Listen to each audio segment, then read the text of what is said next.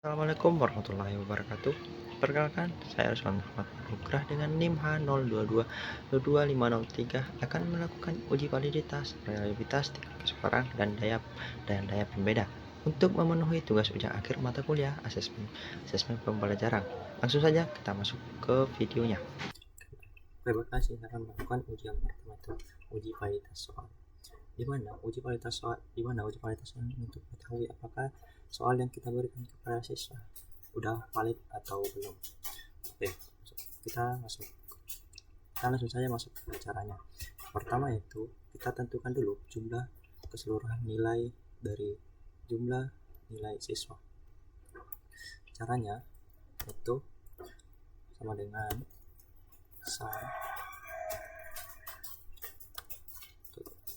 dalam kurung, terus kita blok dari soal 1 sampai soal 10, terus kita balas kurung.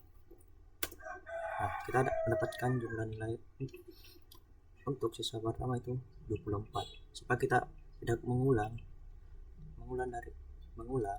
dari siswa nomor sampai 30, kita langsung saja kita blok dari sini sampai sini, terus kita kontrol D. Nah, udah muncul semua nilainya. Cara selanjutnya itu kita tentukan R hitungnya. Di caranya gimana? Kita bisa langsung tahu R hitungnya itu kita bisa cari di Google. Kita bisa cari di Google bahwa 30 responden dan 30 responden dan taraf signifikannya itu 5%. Jadi R tabelnya itu 0,316. Kita kan sudah mengetahui R tabelnya bahwa 0,316. Yang selanjutnya kita lakukan itu menghitung R hitungnya. Caranya itu sama dengan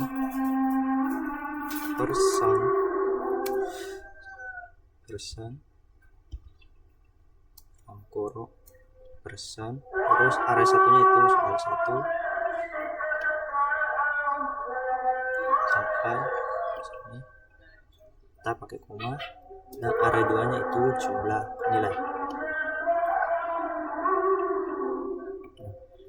Selanjutnya itu supaya kita tidak mengulang dari satu persatu, kita langsung saja kunci itu Fn plus F4, terus kita balas kurung, lalu enter.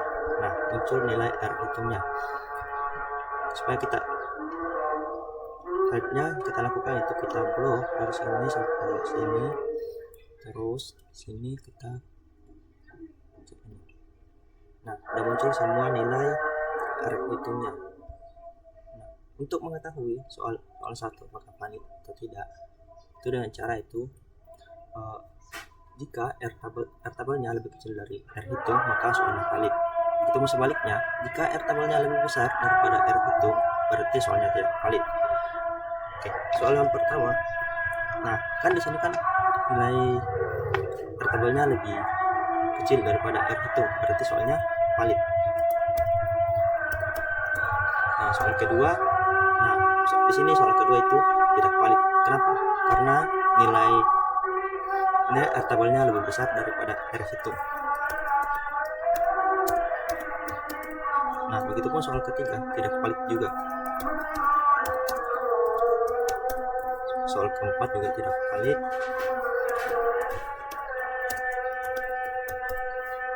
Soal kelima pun juga tidak valid. Soal keenam juga tidak valid.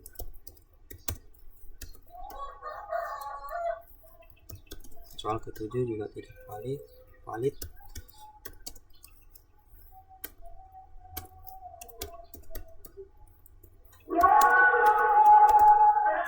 Soal ke-8 juga tidak valid.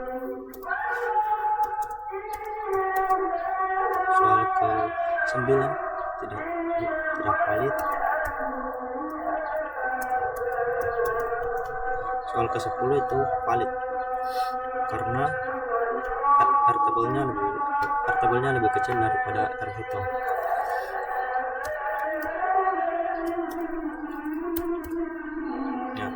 Jadi jumlah soal yang valid itu hanya berjumlah 2 soal. Nah, itulah tadi hasil uji validitas siswa. Kita masuk ke uji selanjutnya. Oke, baiklah, sini hanya mengaitkan ujian kedua. Ujian kedua itu menguji apakah soal 10 butir soal ini realitas atau dapat dikatakan reliabilitas atau stabil. Oke, baiklah, kita langsung saja masuk ke caranya. Di sini saya menggunakan aplikasi SPSS. Oke, baiklah, kita langsung masuk caranya, yaitu kita masuk SPSS, kita masuk ke variable view, di name, soal 1, soal 2, soal 3, soal 4, soal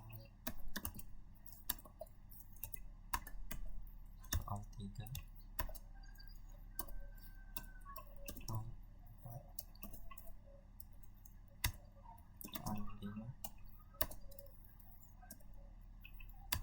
soal 6, soal 7, soal 8, soal 9, dan soal 10. Kita juga masukkan jumlah nilai, jumlah.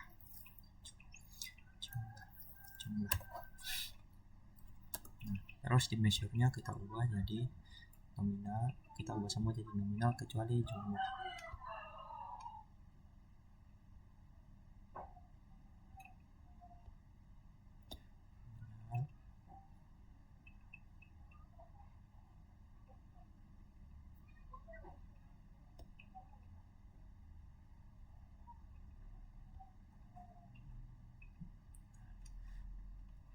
Selanjutnya itu kita masuk ke data view. Data yang kita ambil itu data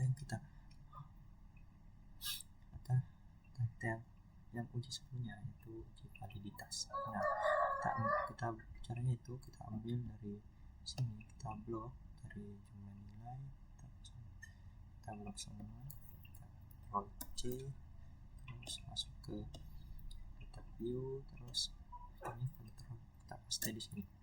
Nah, saya kan sudah di dalam semua. Terus kita untuk menguji validitas kita masuk ke analyze, terus scale reliabilitas analyze. Nanti kita masukkan itemsnya, itu kita masukkan seluruh jumlah soalnya ini dari soal 1 sampai soal 10. Caranya itu Ctrl A supaya kita tidak mengambil jumlah, Ctrl klik jumlah, terus kita pindahkan. Nah, terus di statistik kita centang itu yang ini, scale if item delete. Terus continue, dan pastikan juga modelnya itu model alpha. Terus kita cek oke. Nah, ini kan sudah muncul hasilnya. Yang kita lihat itu di tabel reliabilitas statistik. Nah, sini kan sudah muncul convex alfanya itu negatif 0,4. Berarti dari 10 butir soal ini itu tidak dapat dikatakan tidak reliable karena tidak lebih kecil dari 0,06 dari 0,06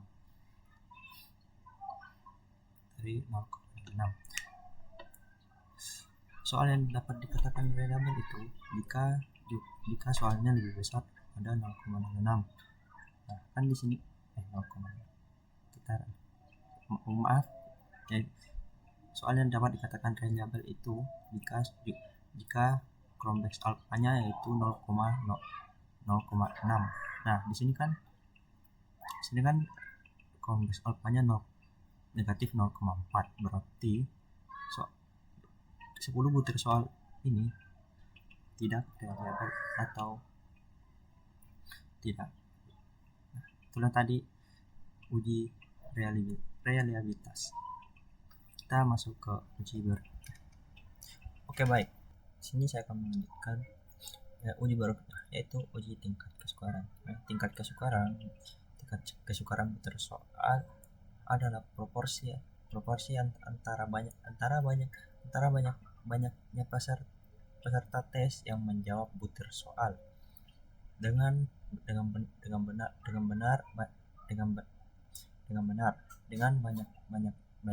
banyaknya peserta tes. Hal ini berarti makin banyak peserta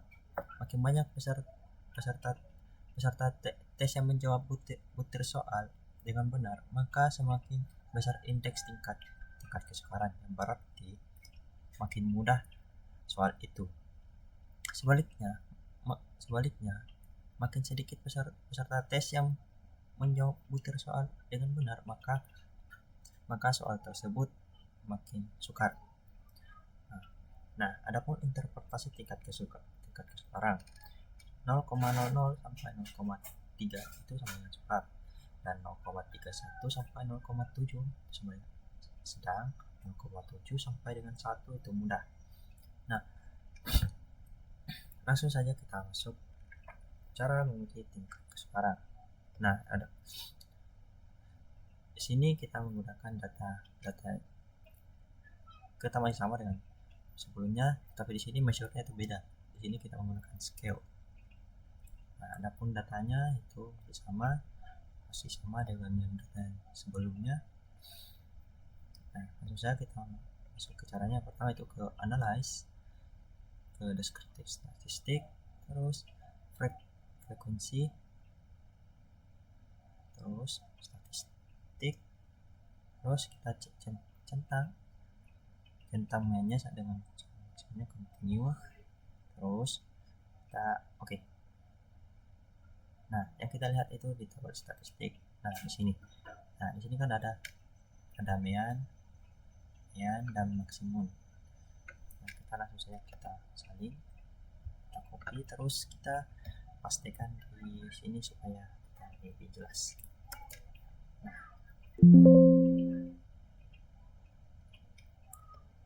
adapun meannya kita copy, Ctrl C,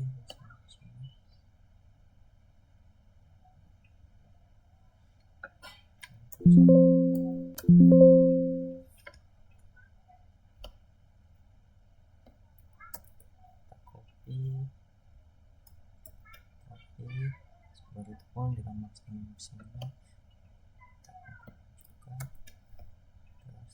sini. Nah,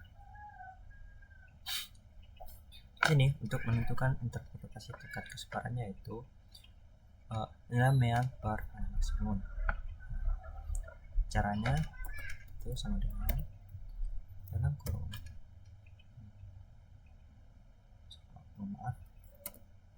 jadi sama dengan dalam kurung per maksimum plus kurung. Nah, hasilnya itu 0,164. Tanpa mengulang cara sama, kita langsung saja blok dari sini ke sini, terus kita ke sini. Nah, ini kan kita sudah dapat interpretasi. Nah, kita tentukan statusnya. Dengan melihat tabel yang di sini. Nah, ini kan nilainya 0,64. Nah, berarti status tingkat kesukarannya itu sedang. Nah, untuk soal nomor 2 ini kan interpretasi tingkat kesukarannya itu 0,62, berarti sedang.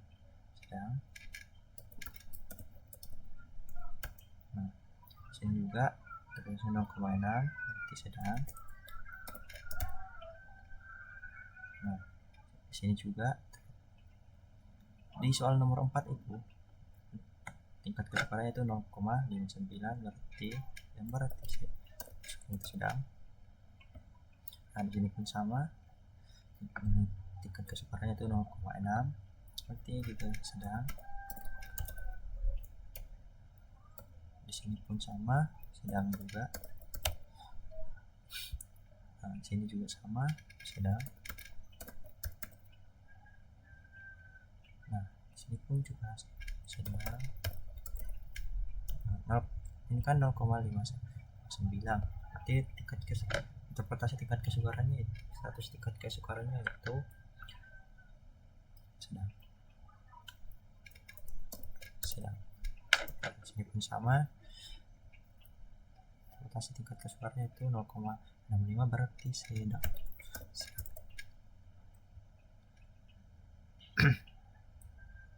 Nah, sini kan rata-rata tingkat kesukaran sedang.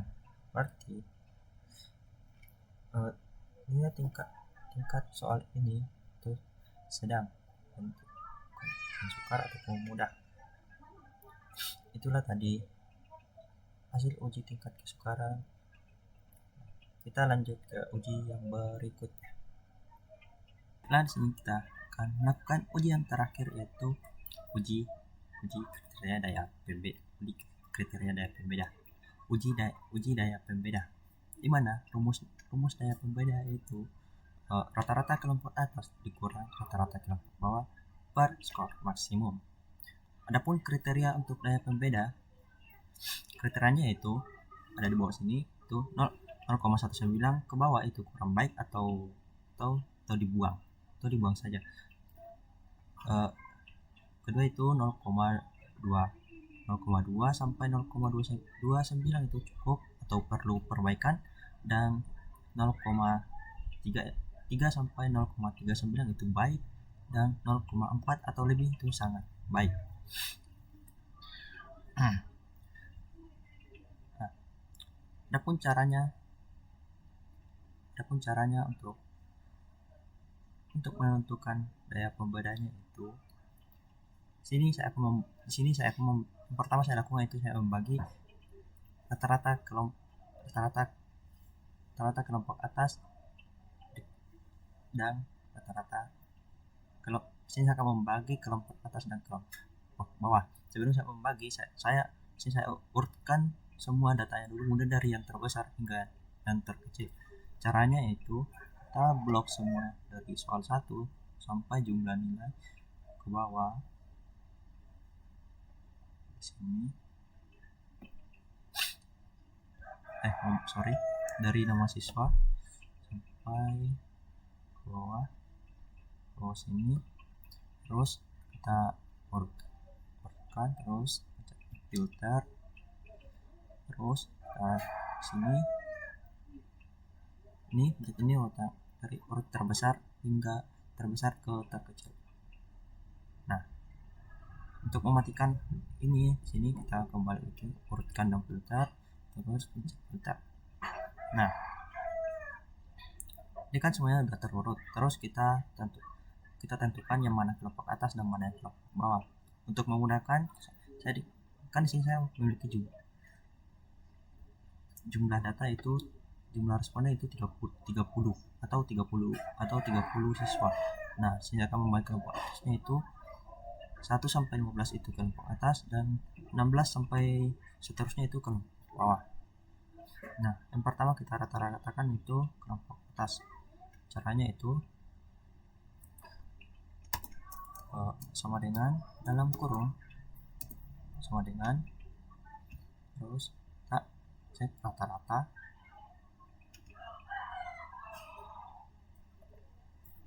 sama dengan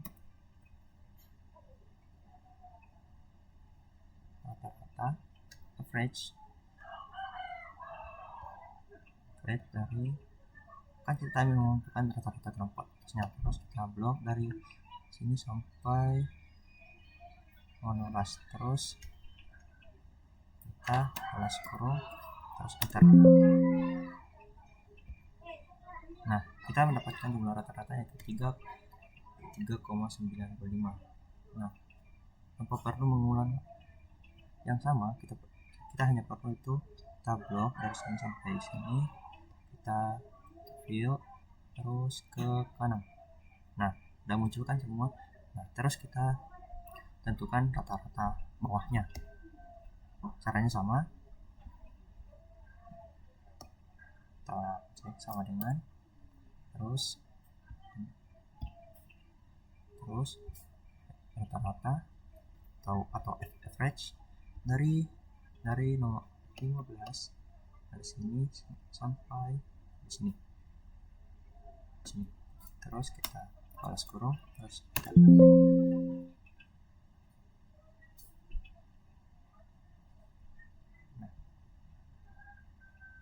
nah kan sudah seperti tadi. Supaya lebih cepat kita ini perlu dari sini sampai sini, terus di kanan. Nah, untuk daya pembedanya kan rumusnya tadi itu rata-rata ke atas dikurang rata-rata ke bawah, kelompok bawah per skor maksimum. Jadi caranya itu sama dengan dalam kurung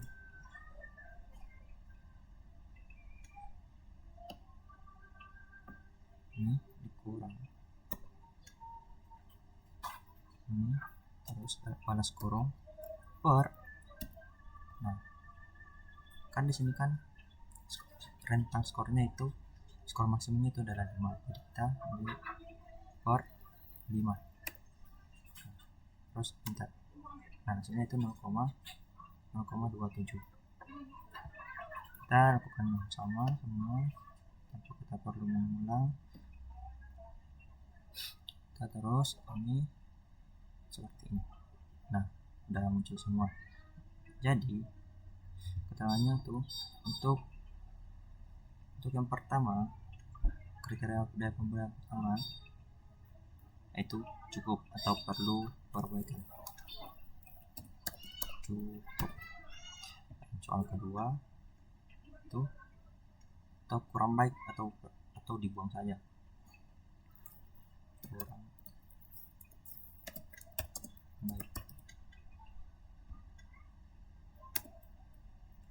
baik. Terus yang ketiga juga ini kan di bawah 0, kan di bawah 0,19, jadi ini juga kurang baik.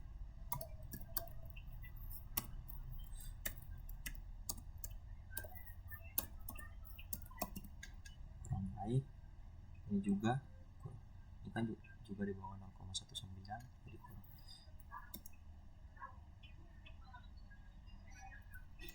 Jadi kurang baik, perlu dibuang.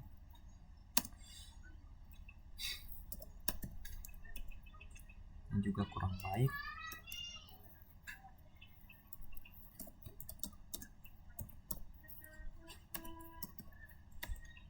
Ini pun juga kurang baik.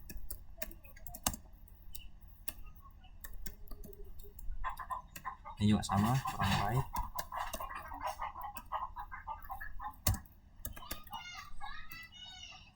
Nah, ini juga kurang baik. Ini juga kurang baik.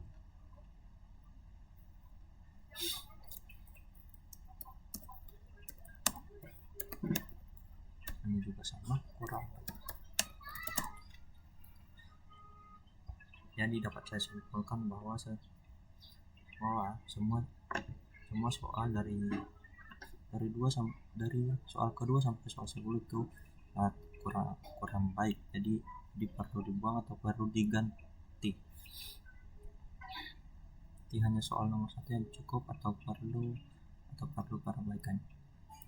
Nah, itulah tadi semua ujian yang saya berikan. Lebih dan kurangnya mohon dimaafkan. Wabillahi taufiq wal hidayah. Wassalamualaikum warahmatullahi wabarakatuh.